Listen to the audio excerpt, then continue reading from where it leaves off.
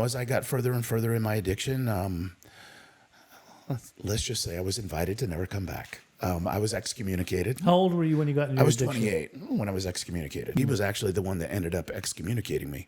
Really? Yeah. It was my dad that had to. And when you get excommunicated in the Mormon Church, it's no joke. And he sat kind of as the judge in this court. And then there's a 12-person group of men called the High Council, and 6 of them argue for you to lose your membership in the church, and 6 of them argue for you to keep your membership in the church. And when my dad told me that they were going to start this process, he said, if you have any interest in keeping your membership in the church, you need to be here.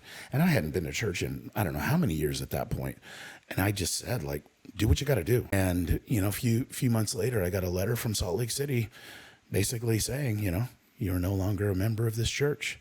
Wow. And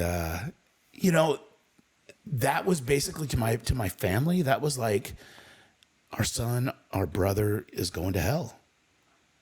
Like, that was what they had to contend with. And I can see it that way from their point of view now. Like, my past is my greatest asset today. Like, you don't have to apologize for this.